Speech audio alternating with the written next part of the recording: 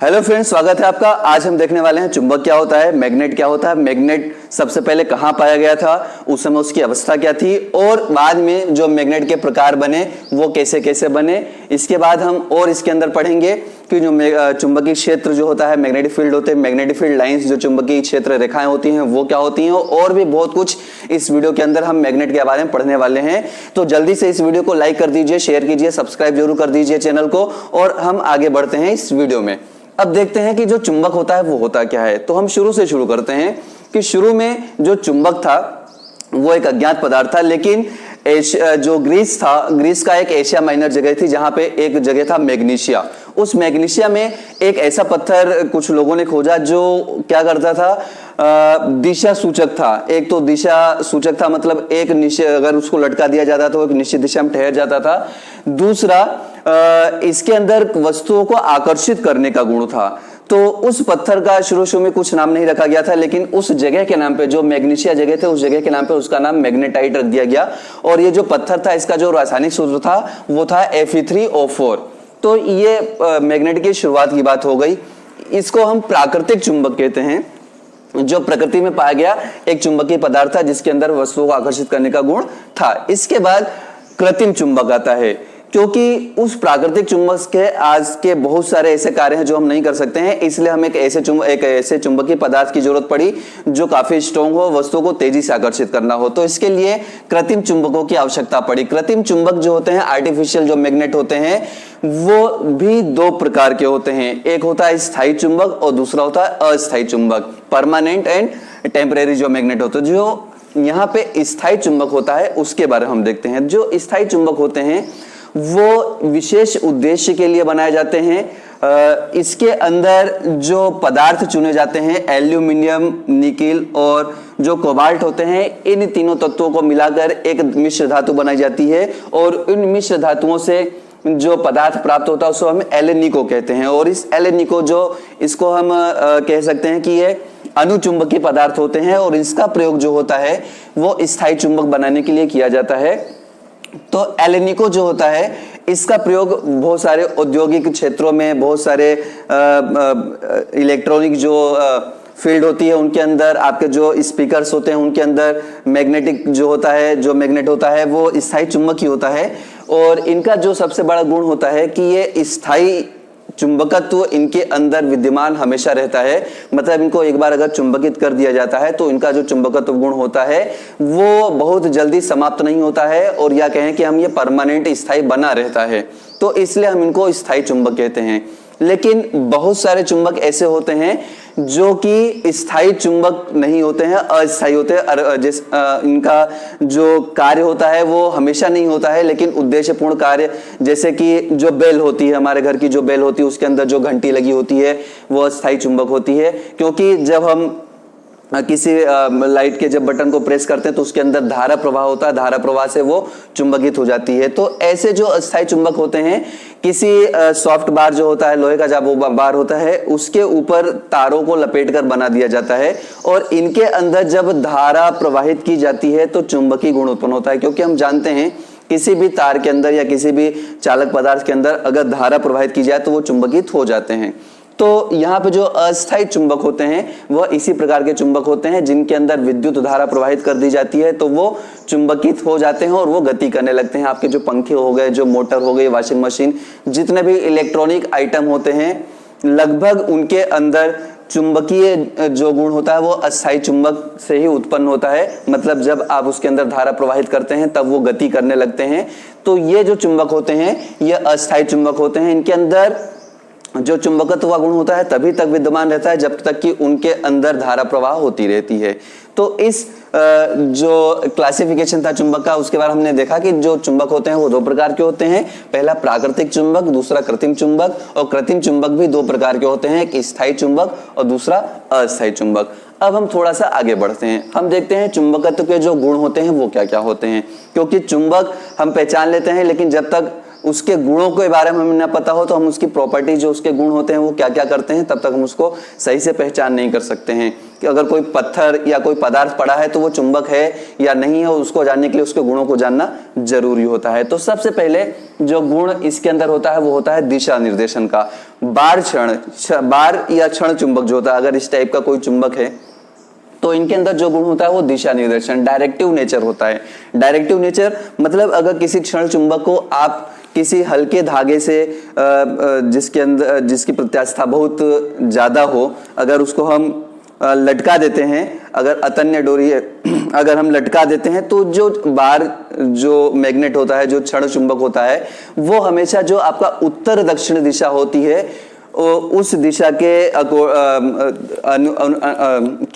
दिशा में क्या होता है, संरेखित हो जाता है। मतलब उत्तर दक्षिण दिशा के अनुसार क्या हो जाता है, जिस दिशा में उत्तर दक्षिण दिशा होगी उसके अनुसार ये स्थायी हो जाता है। आप किधर भी इसको घुमा के छोड़ देंगे, आप इसको लटका के कहीं भी इसको घुमा के छोड़ देंगे किसी भी दिशा में, वो हमेशा उत्तर दक्षिण दिशा में ही ठहरेगा। और इसके अंदर आपको बताने की ये जरूरत है कि जो उत्तर की ओर सिरा होता है उसे उत्तरी ध्रुव, और जो दक्षिण के की तरफ सिरा होता है उसे हम क्या कहते हैं, दक्षिणी ध्रुव कहते हैं चुंबक का। तो चुंबक के दो ध्रुव होते हैं, क्या होते हैं, एन और एस।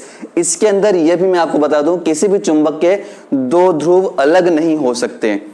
मतलब किसी भी एक चुंबक के हमेशा दो ध्रुव उसके साथ ही रहते हैं, मतलब जो ध्रुव होते हैं वो अलग नहीं होते। अगर किसी चुंबक को हम कहें कि उसको काट के हम अलग कर दें तो वापस नई कटी हुई जो चुंबक का पीस होगा, जो टुकड़ा होगा, उसके अंदर भी वापस एन और एस ध्रुव बन जाते हैं। तो पहला जो नेचर था वो था दिशा निर्देशन, डायरेक्टिव प्रॉपर्टी। अगर किसी चुंबक को आप लटका देते हैं तो हमेशा उत्तर दक्षिण दिशा में ही ठहरेगा क्षण चुंबक अगर होगा तो। दूसरा आकर्षण गुण होता है। जो चुंबक का एक महत्वपूर्ण गुण होता है वो होता है आकर्षण, अट्रैक्टिव नेचर। ये किसी भी अनुचुंबकी या लोह चुंबकी जो पदार्थ होते हैं उनको आकर्षित करते हैं, जो जैसे लोहा, निकिल, कोबाल्ट तो या एल्यूमिनियम, सारे जो कोण होते हैं, फेकोनी, एल्निको, जो भी पदार्थ होते हैं, इन सभी को ये अपनी ओर आकर्षित करते हैं। ये जो धातुएं होती हैं, अनुचुंबकी या लोह चुंबकी जो धातुएं होती हैं, उन सभी को ये अपनी ओर आकर्षित करते हैं। तो इससे पता चलता है आकर्षण एक जो गुण होता है वो चुंबक की पहचान होती है। लेकिन मैं आपको यहाँ पे दूसरा एक जो महत्वपूर्ण पहचान है वो है प्रतिकर्षण, रिपल्सिव नेचर जो होता है। जरूरी नहीं कि हर आकर्षित करने वाली वस्तु चुंबक ही हो। अगर आपको एक लोहे की छड़ दे दी जाए और अगर एक चुंबक दे दिया जाए तो दोनों एक दूसरे को आकर्षित करेंगे। तो लोहे की छड़ और चुंबक के अंदर आप पहचान कैसे करेंगे कि लोहे की छड़ और चुंबक दोनों में से कौन लोहा है और कौन चुंबक है, कैसे आप पहचान करेंगे? तो इसके लिए जरूरी है कि एक निश्चित एक ऐसा हम पदार्थ लेते हैं जो निश्चय ही चुंबक हो। तो उससे हमें पता चल सकता है कि जो लोहा है और जो हमने पदार्थ लिखा उसमें से कौन सा चुंबक है। हम एक ऐसा पदार्थ लेते हैं जो निश्चित ही चुंबक होता है। अब उस चुंबक को सबसे पहले हम लोहे के पास ले जाएंगे, तो लोहे के पहला सिरा, अगर चुंबक का पहला सिरा लोहे के पास ले जाएंगे तो उसे आकर्षित कर लेगा, और दूसरा सिरा भी अगर हम उस चुंबक के पास ले जाएंगे, लोहे के पास ले जाएंगे, तो वो क्या करेगा, वो भी उसको आकर्षित कर लेगा। तो अगर चुंबक का दोनों सिरा किसी पदार्थ को आकर्षित कर लेता है तो वो जरूरी नहीं है कि वो चुंबक हो, तो दूसरा पदार्थ जिसके पास हम ले गए थे वो लोहा होगी। लेकिन अब चुंबक के पास अगर हम एक एक करके कोई सिरा ले जाते हैं, सपोज करो हमने जो दूसरा पदार्थ हमारे पास था, लोहे के अलावा जो दूसरा पदार्थ था, उसमें से हम निश्चित जो एक पदार्थ था जो हम लेके आए थे जिसमें से एक चुंबक ही था, उसको हम उसका एक सिरा अगर चुंबक के पास ले जाएंगे तो वो आकर्षित कर लेगा। लेकिन जैसे हम दूसरा सिरा उसके पास लेके जाएंगे वो उसको प्रतिकर्षित करेगा। तो यहां पर जो प्रतिकर्षण होता है वही चुंबकत्व की एक निश्चित पहचान होती है। जरूरी नहीं है कि सभी चुंबक एक दूसरे को आकर्षित करें, प्रतिकर्षण ही चुंबकत्व की असली पहचान होती है। ये आपको अच्छे से मालूम होना चाहिए। कभी कभी ये प्रश्न भी पूछा जाता है कि सिद्ध कीजिए कि प्रतिकर्षण ही, या बताइए कि प्रतिकर्षण ही चुंबकत्व की पहचान है या एक इंडक्टिव नेचर होता है जो उसका निर्देशित करने वाला गुण होता है वो होता है।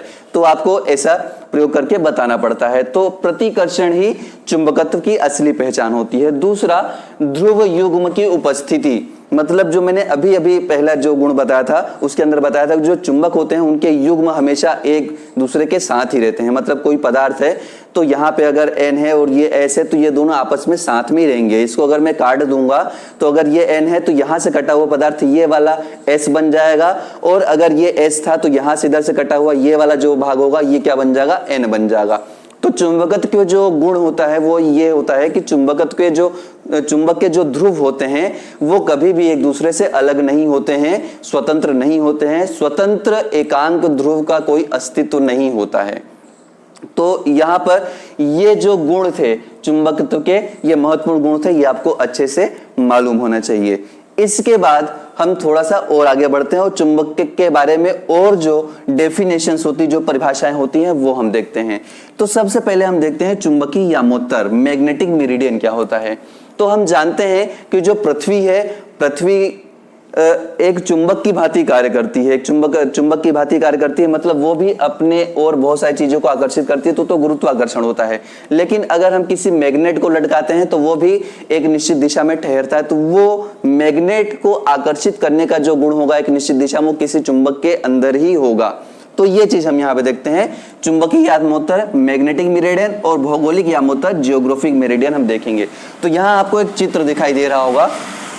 तो हम देखते हैं कि ये मान लीजिए कि ये आपकी अर्थ है और अर्थ पे ये जो आपको डायरेक्शन दिख रही है ये आपकी नॉर्थ और ये साउथ, मतलब आपकी जो उत्तर दिशा है वो इधर है और आपकी जो दक्षिण दिशा है वो ये है। तो ये आपके भौगोलिक मतलब जियोग्राफिक नॉर्थ और साउथ पोल हैं, भौगोलिक उत्तर और दक्षिण ध्रुव हैं। तो भौगोलिक उत्तर और दक्षिण ध्रुवों को मिलाने वाली जो रेखा होती है, ये जो आपको लाइन दिखाई दे रही है, इस लाइन को ही हम क्या बोलते हैं, जियोग्राफिक मेरिडियन, भौगोलिक यामोत्तर। भौगोलिक उत्तर और दक्षिण, जियोग्राफिक नॉर्थ और साउथ पोल को जो मिलाने वाली जो लाइन होती है उसको हम क्या बोलते हैं, भौगोलिक यामोत्तर। तो ये जो लाइन आपको दिख रही है इसे हम क्या बोलते हैं, भौगोलिक यामोत्तर कहते हैं। अब किसी चुंबक को हम लटकाते हैं तो हमेशा N और S दिशा में ही नहीं ठहरता, वो थोड़ा सा टेढ़ा क्या होता है, वो ठहरता है। तो चुंबक को अगर हम लटकाते हैं तो वो ऐसे नहीं बल्कि थोड़ा सा इस दिशा में क्या होता है, ठहरता है। तो यहाँ पे उत्तरी ध्रुव, उत्तरी जो दिशा थी उसकी तरफ वाला जो ध्रुव होता है चुंबक का, उसको हम बोलते हैं नॉर्थ, और जो दक्षिण की तरफ वाला जो सिरा होता है उसको हम बोलते हैं साउथ पोल। तो ये जो चुंबकत्व के ये जो दो ध्रुव हैं N और S, इन चुंबकीय ध्रुवों को मिलाने वाली जो रेखा होती है, जो लाइन होती है, मैग्नेटिक पोल्स को मिलाने वाली जो लाइन होती है, उसे ही हम बोलते हैं चुंबकीय यामोत्तर या मैग्नेटिक मेरिडियन। तो ये अच्छे से समझ लीजिए कि जो भौगोलिक यामोत्तर है वो क्या होता है और जो आपका चुंबकीय यामोत्तर होता है, मैग्नेटिक मेरिडियन होता है, वो क्या होता है। इसके बाद हमको यहाँ पे दिख रहा होगा कि जो चुंबकीय यामोत्तर हो, जो भौगोलिक यामोत्तर है, इसके बीच में एक कोण बन रहा है। ये जो कोण होता है, इस कोण को जो भौगोलिक यामोत्तर और जो आपका चुंबकीय यामोत्तर है इसके बीच जो कोण बन रहा है इसको हम बोलते हैं दिक्पात कोण। दिक्पात कोण क्या बोलते हैं, दिक्पात कोण। दिक्पात कोण, एंगल ऑफ डिक्लिनेशन।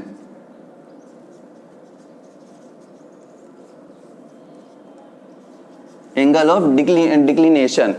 तो ये जो एंगल ऑफ डिक्लिनेशन होता है वो चुंबकीय यामोत्तर और भौगोलिक यामोत्तर जो होता है उनके बीच का जो कोण होता है उसे हम बोलते हैं, सभी जगह इसका मान अलग अलग होता है। दूसरा, अगर हम किसी चुंबक को लटकाते हैं तो धरती पर हम देखते हैं कि वो इस दिशा में ही क्या होती है, ठहरती है। तो चुंबकीय जो ध्रुव होता है, मतलब ये जो धरती है, धरती पे अगर हम यहाँ पे जो पृथ्वी है इस पे अगर हम चुंबक को लटकाएंगे तो चुंबकीय जो सतह है उसके समांतर ही होगा। अब यूं ऐसे तो कोई चुंबक लटकेगा नहीं, वो हमेशा ऐसे ही होगा और धरती के समांतर, जो पृथ्वी है उसके समांतर ही होगा।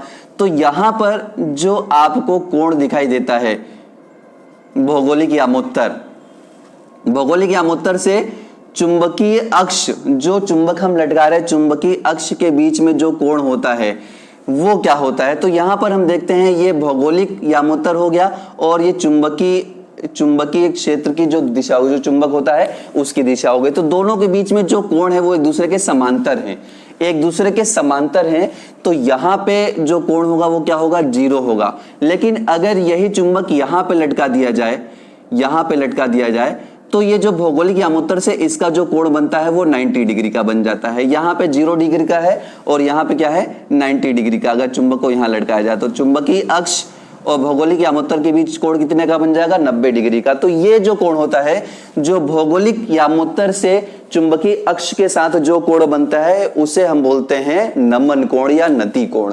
क्या बोलते हैं, नमन कोण, नमन कोण या डीप एंगल, डीप एंगल इसको हम बोलते हैं। तो ये दो एंगल आपको अच्छे से याद होना चाहिए। पहला, भौगोलिक यामोत्तर और चुंबकीय यामोत्तर के बीच बनने वाला जो कोण होता है, मैग्नेटिक मेरिडियन जियोग्राफिक मेरिडियन के बीच बनने वाला जो कोण होता है उसे एंगल ऑफ डिक्लिनेशन, दिक्पात कोण कहते हैं। और भौगोलिक अक्ष या भौगोलिक यामोत्तर के साथ चुंबकीय अक्ष जो कोण बनाती है उसे हम क्या बोलते हैं, नमन कोण या एंगल ऑफ डीप बोलते हैं। चुंबकीय अक्ष अगर यहाँ पर है, अगर हम विषुवत रेखा की बात करें, विषुवत रेखा पे है, तो वहां पर उनके बीच में जो कोण होगा वो क्या होगा, 0 होगा। लेकिन अगर ये चुंबकीय अक्ष जो चुंबक है वो ध्रुवों पे चला जाए तो उनके बीच जो कोण बनेगा चुंबकीय अक्ष और भौगोलिक यामोत्तर के बीच, वो 90 डिग्री के बनेगा। तो ये जो कोण होता है ये क्या कहलाता है, एंगल ऑफ डीप या नमन कोण कहलाता है। तो ये दोनों चीजें हमने यहाँ पे चुंबकीय यामोत्तर, भौगोलिक यामोत्तर, दिक्पात कोण और नमन कोण, ये फिर से आप देख लीजिए इस वीडियो को रिवाइज करके, तो आपको ये वापस डेफिनेशन याद हो जाएगी। अब थोड़ा सा आगे बढ़ते हैं, अब देखते हैं ध्रुव प्रबलता क्या होती है, पोल स्ट्रेंथ क्या होता है। तो पोल स्ट्रेंथ का मतलब ये होता है कि अगर कोई मैग्नेट हमने यहाँ पे ले रखा है, तो मैग्नेट के जो पोल्स हैं, जो ध्रुव हैं, वो किसी वस्तु को कितनी तेजी से आकर्षित करते हैं। जितनी प्रबलता से आकर्षित करेंगे उस प्रबलता को ही हम बोलते हैं पोल स्ट्रेंथ, ध्रुव की प्रबलता। अगर बहुत कम बल लगाकर ये आकर्षित करेंगे तो ध्रुव प्रबलता कम होगी, अगर बहुत तेजी से आकर्षित करते हैं तो ध्रुव प्रबलता क्या हो जाएगी, यहाँ पे ज्यादा हो जाएगी। इसकी जो यूनिट होती है वो एम्पियर मीटर होती है। अब ध्रुव प्रबलता को हम दर्शाते हैं स्मॉल एम से। किससे दर्शाते हैं, स्मॉल एम से। मान लीजिए कि इस चुंबक की लंबाई L है, तो यहां पर जो M equal to M into L होगा, चुंबकीय आघूर्ण कहलाता है। चुंबक की जो ध्रुव प्रबलता है और उसकी जो लंबाई है, उन दोनों का जो प्रोडक्ट होता है, पोल स्ट्रेंथ और लेंथ ऑफ द मैग्नेट का जो प्रोडक्ट होता है, जो गुणनफल होता है, उसे हम क्या बोलते हैं, चुंबकीय आघूर्ण, मैग्नेटिक मोमेंट कहते हैं। तो ये अच्छे से आप याद कर लेना। और इसकी जो यूनिट होती है, यहां पर इसकी जो यूनिट होती है वो होती है, चूंकि पोल स्ट्रेंथ की एम्पियर मीटर होती है और एल की क्या होती है, मीटर होती है, तो एम्पियर मीटर स्क्वायर जो होती है, यह पोल जो मैग्नेटिक मोमेंट होता है उसकी क्या होती है, यूनिट होती है। तो ये 4 डेफिनेशन और ये 5 और ये 6 डेफिनेशन जो है मैंने आपको यहाँ पे बता दी। ये बहुत ही इंपॉर्टेंट है, ये अच्छे से याद कर लेना। इसके कुछ जो क्वेश्चन होते हैं वो पूछे जाते हैं। अब वीडियो के अंतिम पड़ाव पे पहुंचते हैं और देखते हैं कि जो लास्ट में क्या है। तो चुंबकीय बल रेखाएं, तो उससे पहले मैं आपको चुंबकीय क्षेत्र के बारे में बताऊंगा। हम जानते हैं कि हर चुंबक के चारों ओर कुछ ना कुछ फील्ड होता है, जहां पर उसके प्रभाव को महसूस किया जा सकता है। सपोज कीजिए ये जैसे चुंबक है, तो इसके आसपास अगर कोई मैग्नेटिक चीज अगर हम लाते हैं, लोहा या एल्नी को हम लाते हैं, तो हम देखते हैं कि उसके अंदर वो हिलना डुलना या आकर्षित करना शुरू कर देता है। तो किसी चुंबक के चारों ओर का वह क्षेत्र जहां तक उसके प्रभाव को महसूस किया जा सकता है, इट इज कॉल्ड द, इसको हम क्या बोलते हैं, चुंबकीय क्षेत्र, magnetic, it is called the magnetic field, है ना। The effect around the magnet where its force is detect by any magnetic material is called the magnetic field. उसका जो चुंबकीय क्षेत्र होता है वो कहलाता है। अब जो चुंबकीय क्षेत्र होता है, यह चुंबकीय क्षेत्र में उपस्थित चुंबकीय बल रेखाओं के कारण ही वो बल लगता है, जिसके कारण वो आकर्षण या प्रतिकर्षण महसूस करता है। तो चुंबकीय बल रेखाएं क्या होती हैं, तो चुंबकीय बल रेखाएं किसी चुंबक के चारों ओर बनी हुई काल्पनिक बल रेखाएं होती हैं। क्या होती हैं, काल्पनिक बल रेखाएं होती हैं। इनकी जो दिशा होती है वो हमेशा N से S की ओर होती है। मतलब चुंबक के बाहर ये N से S की ओर गति करती हैं और चुंबक के अंदर ये S से N की ओर गति करती हैं। तो ये दूसरी जो प्रॉपर्टी है, पहली तो ये काल्पनिक रेखाएं हैं, दूसरी ये हमेशा n से s की ओर क्या होती हैं, मूव करती हैं आउट साइड में, काहे में, आउटसाइड में। और चुंबक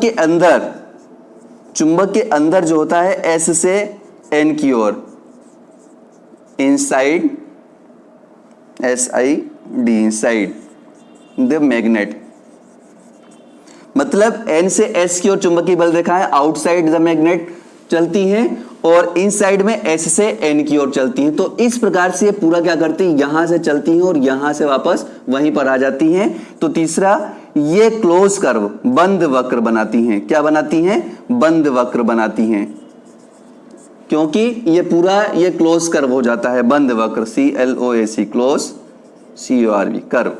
तो ये एक बंद वक्र का निर्माण करती हैं, ये इनका एक नेचर होता है। चौथा जो नेचर होता है वो ये होता है कि जहां पर मैग्नेटिक फील्ड लाइंस पास पास होती, देखिए यहां पे मैग्नेटिक फील्ड लाइंस काफी पास पास में है, तो जहां पर मैग्नेटिक फील्ड लाइंस पास पास में होती है वहां पर जो ध्रुव प्रबलता होती है वो अधिक होती है, और जहां पर मैग्नेटिक फील्ड लाइंस दूर दूर होती हैं वहां पर चुंबकीय क्षेत्र का जो मान होता है वो क्या होता है, कम होता है। तो ये चीज आप यहाँ पे ध्यान से सुन लीजिए कि अगर चुंबकीय बल रेखाएं पास पास में है तो वहां पर चुंबकीय क्षेत्र का मान ज्यादा होगा, और जहां पर ये दूर दूर रहती हैं वहां चुंबकीय क्षेत्र का मान क्या होता है, क्षीण होता है, बहुत कम होता है। ध्रुवों के पास ये ज्यादा होता है और निरक्ष पर, चुंबकीय निरक्ष पर ये जो मान होता है वो क्या होता है, काफी कम होता है। और इसके बाद अगला जो पॉइंट बनता है वो ये है कि दो चुंबकीय बल रेखाएं एक दूसरे को कभी नहीं काटती हैं। दो चुंबकीय बल रेखाएं एक दूसरे को कभी नहीं काटती हैं, और अगर ये काटेंगी, कहीं से निकलेंगी, n से s की ओर, n से s की ओर मान लो निकल रही हैं, तो चुंबकीय बल रेखाएं एक दूसरे को कभी नहीं काटेंगी, क्योंकि कटान बिंदु पर चुंबकीय क्षेत्र की दो दिशाएं होंगी, जो कि संभव नहीं है। किसी एक बिंदु पर कोई एक चुंबकीय क्षेत्र ही उपस्थित होता है, दो चुंबकीय क्षेत्र उपस्थित नहीं हो सकते हैं। तो ये जो चीज है कि चुंबकीय बल रेखाएं कभी एक दूसरे को काटती नहीं हैं, एक दूसरे को नहीं काटती, do not intersect each other on any point, because at the intersect point they are the two direction of the field which is not possible। जो इस बिंदु पर काटेंगी तो वहां चुंबकीय क्षेत्र की दो दिशाएं होंगी जो कि संभव नहीं है। तो ये जो चुंबकीय के बारे में पूरा का पूरा आपके पास एक वीडियो था, उसमें हमने बहुत कुछ देखा और उसके प्रकार, गुण, उससे संबंधित जो परिभाषाएं थी और चुंबकीय बल रेखाएं और चुंबकीय क्षेत्र के बारे में हमने देखा। तो इस वीडियो को जितना हो सके लाइक शेयर जरूर कीजिए। तब तक के लिए जय हिंद।